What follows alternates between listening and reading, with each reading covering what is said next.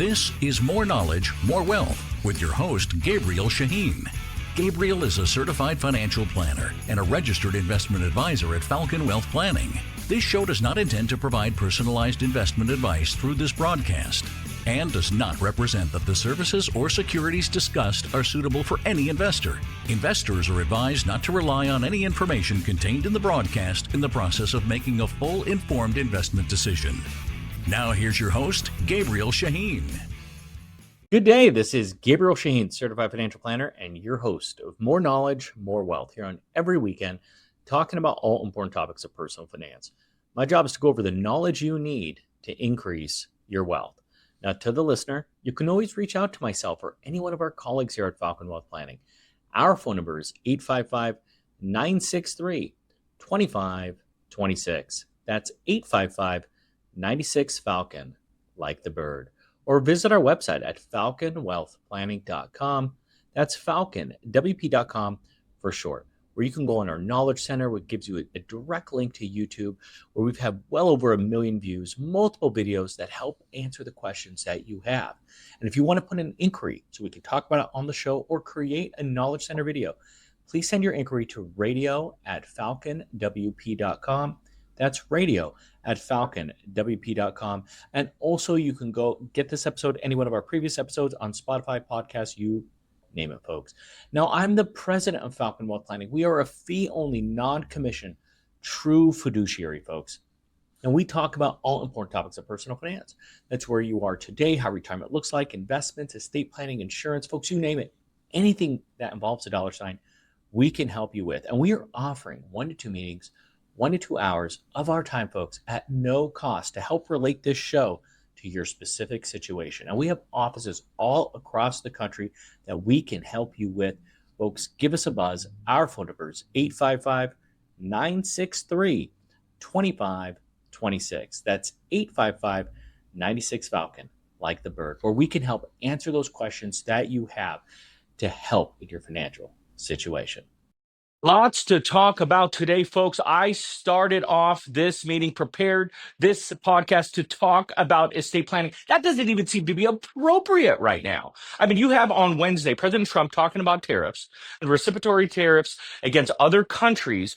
And then Thursday, the market got smashed, down 5% between S&P 500, Dow Jones, and NASDAQ. You have companies like Apple and Amazon that does a lot of business through China, right? They sell a lot of China stuff. I mean, you have Apple that builds mostly everything in China. And sure enough, they got smashed with almost 10% drops. Now, I'm not here to tell you to buy them. What I am here to tell you is we knew this was coming. What did you expect? This is the reason the markets have been dropping. Now, they didn't know the extent of the tariffs, but the idea is this. These tariffs are not designed to be in place forever. This is the time you need to take a big, deep breath, ignore the noise, and ignore the idea and the thought that your portfolios are going to continue to go down to zero.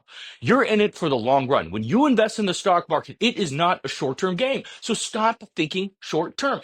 Do not put and mix politics with investing. That is one of the major rules of investing is do not mix it and your personal beliefs behind this presidency and tariffs. This opportunity could be huge for you. Seriously, if you liked the stock market and were investing a month ago, you should love it today. If you were investing a year ago, you should love it today. The markets are on sale right now. You need to think long term about the opportunities that are there.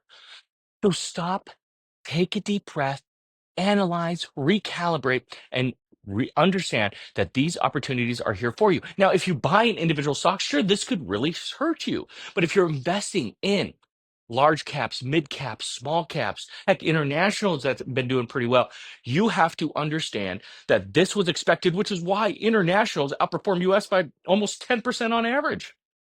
So we knew this was coming. Now we know what it is. The overreaction happened. This is where you need to be disciplined. And this is why people have a financial partner. They have to understand and regain in and hold into their emotions. So I needed to start off today's podcast talking about that. So this is me going on a limb here, just discussing with you guys, assuming you're freaked out, so I can go back to my normal discussion of estate planning, which I still think is very relevant because we only have till the rest of this year. And oh, by the way, because in 2026 it's going to change, at least that's what it's set to do. But these market conditions, these market drops, it's a very normal occurrence. Geopolitical events, it's a very normal occurrence to happen. We knew this. So because we knew this, take this opportunity and execute and do not freak out. And Friday, stock market dropped another 5%. You're looking over a 2-day period where it's almost 10% drop, quite frankly, over a 10% drop. And when you look at year to date from the NASDAQ, you're looking at almost 18% down, while the S&P 500 roughly 12%, with the Dow Jones roughly 8% down year to date. What a way to end the week. All right, now let's talk about some estate planning. I thought, hey, this could be a great time of the year to talk about estate planning. Now, not just you should get your wills and trusts and all that other stuff set up. That's the simple stuff, the easy stuff. But there are other situations that are out there for certain individuals of high net worth where you can look to also get not just estate tax avoidance, but there are ways where you can also take advantage of having family legacy through nonprofits, through foundations, and even like a family bank setup. I've been seeing a lot more of this lately as we start to get more and more into that high net worth individuals.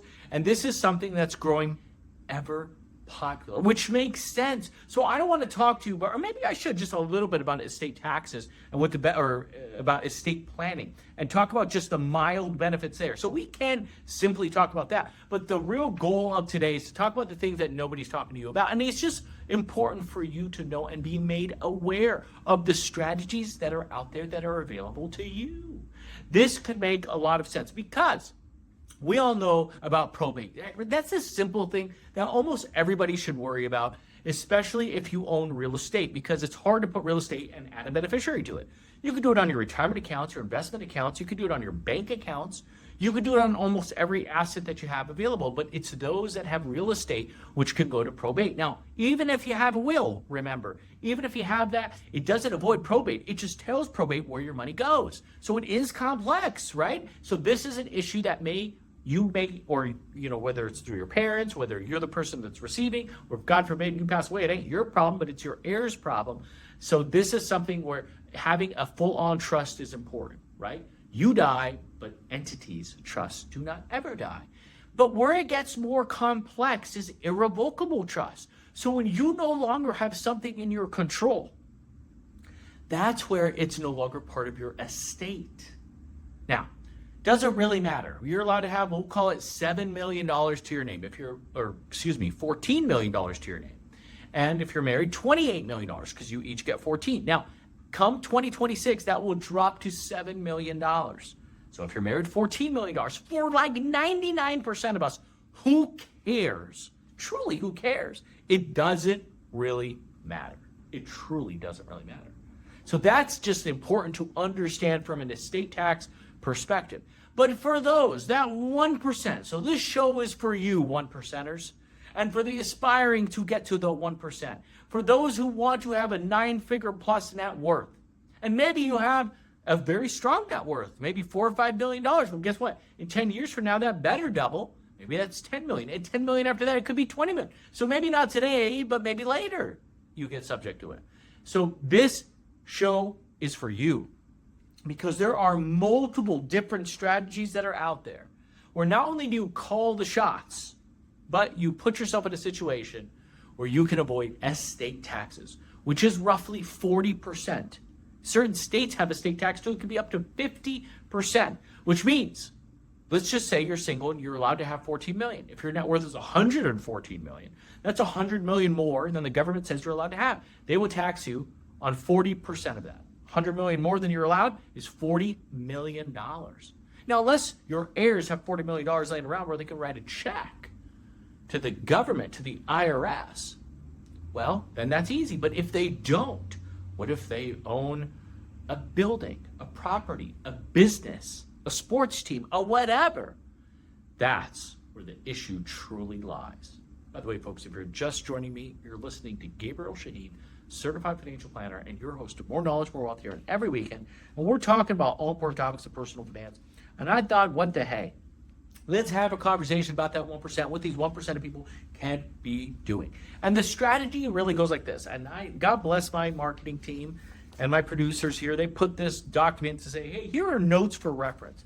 There's nothing in here. This is for the 99%. But this show in particular is for the 1%.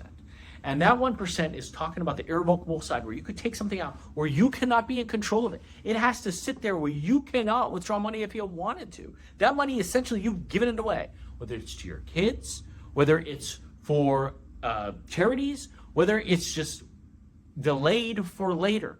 So there are multiple different ways this happens. Now, from an estate tax and upon your death, your money goes to 3 places. Now, you can only choose 2 of the 3. It can go to your heirs, it can go to the IRS, or it can go to charity. Your job is to choose 2 of the 3. Most people look to take advantage of charity. They truly do. It makes sense. They want to be impactful. So because of that, you get some of these 1% people doing charitable foundations or something very similar as a donor advised fund, where that money is only earmarked for charity. Now, that can be an extremely beneficial thing for a lot of people, especially if they truly are given to their religious organization, whether they go to a college, a charity, a university, whatever the case is. But some people want to be in more control, and they don't want to pay a fee, which is roughly, we'll call it 0.5% to 1% for these donor advised funds. What they do is they give it through a family foundation where they have to do a 5% distribution every year because it's truly a nonprofit. But you can pay your kids to manage that. Now, if you have $1 million, it's not like you can pay your kids $500,000 a year. And oh, by the way, even if they are on salary, the kids have to pay actually taxes. They get a W-2 or a 1099, however it's set up, or they have to pay income tax on it. So there's no avoiding of the tax. This is truly an estate tax planning play. Whew, that was a mouthful. But the idea, yet again, is to avoid estate tax. Now, here's the thing that annoys me when people give money to charity after they die, is you get the tax benefit today for giving to a charity. This is why you see a lot of people like Bill Gates, like even Elon Musk, who gave $6 billion away last year, and Warren Buffett giving money away to charity while they're living. There's 2 main benefits for that. As we all know, you get the write-off of giving to a charity. But here's the thing. If you have an asset that is appreciated in value, it's extremely crucial to identify what? It's extremely crucial to identify that when you put in a stock or your company, let's just say, that the cost basis is $1 and it's out at $1,000 a share, and you want to put $1 million into that thing. You put in 1,000 shares, your cost basis is 1,000, now it's worth $1 million. You would pay capital gains tax upon that sale. So what you do is you put that 1,000 shares into a charitable vehicle, and that charity pays no tax. Yes, that is huge news. You avoid the capital gains tax and you get the full write-off. You almost, depending on the tax situation, you get 80, 90 cents back on the dollar of tax avoidance legally. This is why you see the mega wealthy do it. This is what we help with. This is why the top 1% take advantage of these strategies. And we see this often with foundation because your kids or whoever you want can manage it. They can draw an income on that. That's logical. Like I said, if there's $1 million, paying them $500,000 a year seems a bit not advisable. It seems not legitimate. Overpaying. That's not a fair compensation for the work they're doing on $1 million, especially when they only have to distribute 5%, which is $50,000 a year. So to distribute $50,000 a year, you're going to allow someone to get a $100,000 salary to have 10% of it as their salary? Most likely not, right? So that is a popular item that people do. Now, there are multiple different types of trusts out there. You can have these intentionally defective trusts that are out there. You can have these limited family partnerships that are out there, where you could actually have and give through a discounted mechanism of your estate, where you could put your assets and give it to somebody else. Because it's like an LLC, you could have maybe a 1% ownership but be 100% in charge. So there are some unique things behind that as well, which, oh, by the way, avoid estate taxes. Now, here's the thing. When it's in your estate, if you're under that $14 million or $28 million if you're married, gets a step up in cost basis, which is great. Upon somebody's passing, it gets reevaluated or reassessed at the current fair market value, which means if you were to sell it later, there is no taxation. But when you put something in irrevocable trust, remember, that's somebody else now you've given that money to. which means upon your passing, it does not get a step up in cost basis. Yet again, that is a unique attribute where you can't always have your cake and eat it too. There are certain situations where people have these slat trusts, some people call it safe trust, where you can actually use your spousal, where you can gift money to your spouse, they gift it to you, and you're each able to absorb maybe a $7 million exemption. See, this is another mechanism that could make sense for a lot of people, especially if you need income. But there are also some cool options out there, yet again, for the top 1% and those who are charitably inclined, where you could do, in addition to that, assuming your net worth is light, where you could do a CLAT, CLT, charitable lead trust, or a CRUT, a charitable remainder trust. Now, CLAT's a bit unique. What it is, especially if you're charitably inclined, is in a situation like that, if you are already giving, let's just say 10% of your income or whatever it is to charity, let's just say you on average give 10,000 or 100,000. Well, you can set up a charitable lead trust, and that charitable lead trust will actually generate the income where you give it directly to the charity. So you're not using your money anymore, you're putting it in this charity. And after a 20-year period, it goes to your heirs.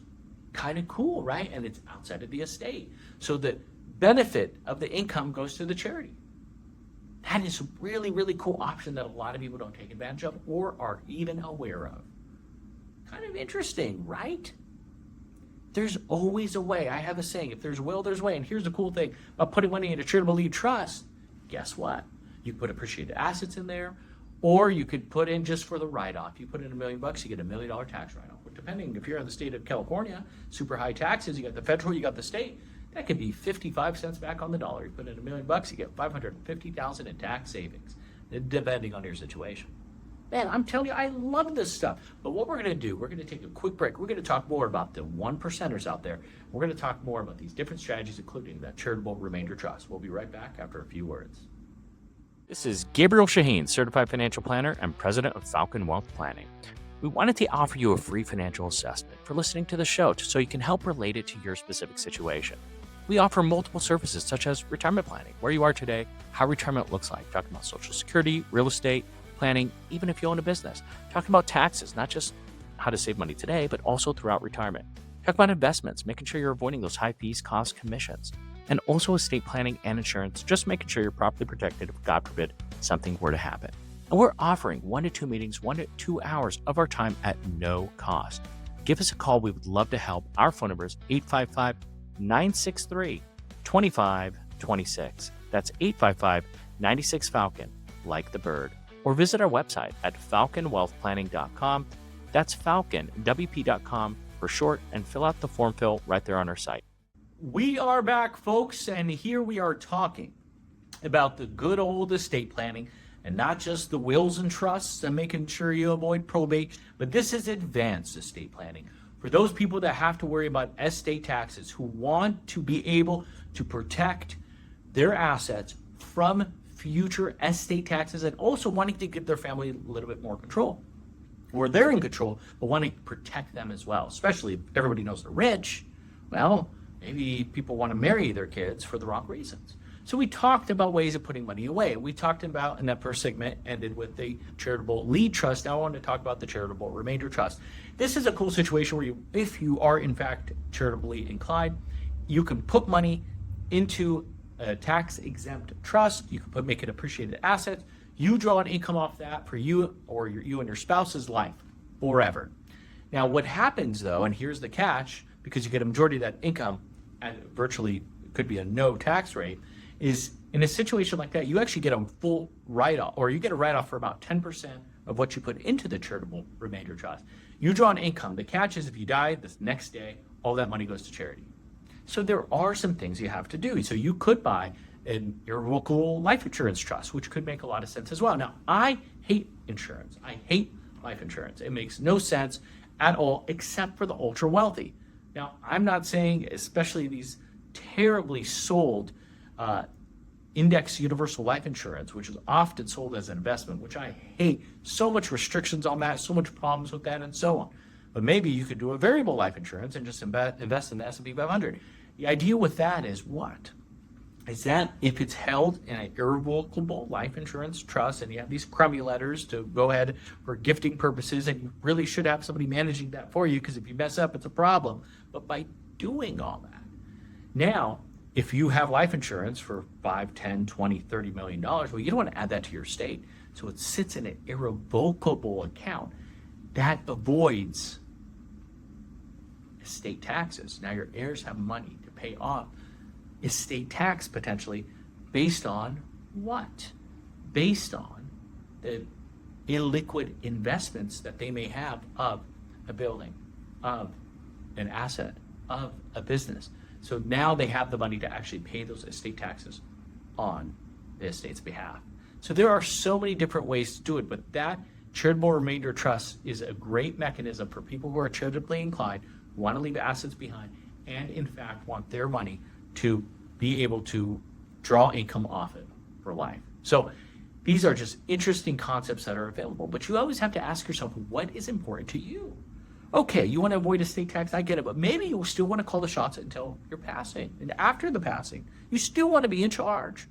So by doing that, there's ways that you can do that. There are certain irrevocable trusts that have to go through certain, if you wanted to do foundations, there's certain mechanisms you can create trusts that are so specific where it can pay a certain dollar amount based on certain criteria, like they have to be married, they have to have a college degree, they have to have a $100,000 salary or more, they have to be working at least 40 hours a week, whatever the case is, where you can call the shots for those heirs to get the money or the supplemental income.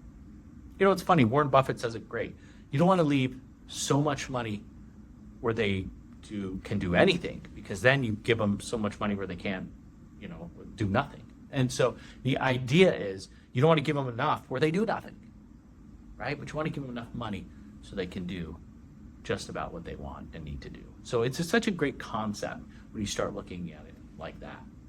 But then you continue the conversation. Now you have kids. And what you could do is you could set up these, and I see this often, dynasty trusts. So that way when you die, you don't just give it to the kids, but you give it to these dynasty trusts. These dynasty trusts are designed where it's a whole separate entity in itself. Which means if they know they're the heir of the Campbell Soup Company, well, your last name is Campbell. I'm sure you're Campbell Soup. You drive a nice car, live in a nice house. First thing they do is, if you, God forbid, rear end somebody, is this person has money. They want a suit, and they're going to try to bury you. Wow. In a situation like that, they might not be rich. The trust has all the money. They're not in control of the trust. The trust has its own tax ID number, does its own tax return, does everything completely separate. And maybe it pays an income stream. Maybe you have access to what's called HEMS, healthcare, education, maintenance, service, support. And so these are the important factors that the wealthy care about. They want to be in control and they want to protect. These are crucial aspects that most people do not take into consideration, and I see it all far too often.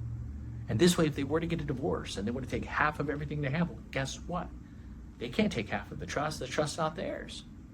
They're the beneficiaries of it. They have the rights of the income, but they have no access to it. So it's a great way to give an inheritance to somebody where the other spouse cannot have access to it. Just cool aspects to personal finance that most people do not take into consideration. All people talk about is just, quite frankly, let's make sure it avoids probate. But what most people don't understand, it's not just the 1% that can take advantage of things like this. Sure, it might take an extra few $1,000s. But hey, if you're going to be leaving $1 million estate to 4 family members, $250,000 each, wouldn't that be cool to make sure that the asset is separate property forever? Or generation skipping trust, it goes to your grandkids, assuming your kids are doing very well.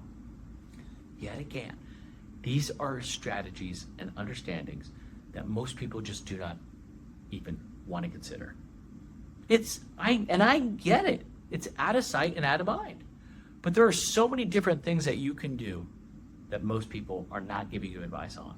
Most of the time, because people don't know your full financial situation. You've done a great job accumulating wealth. You didn't need a partner because you were just investing and growing, putting in the S&P 500 and so on.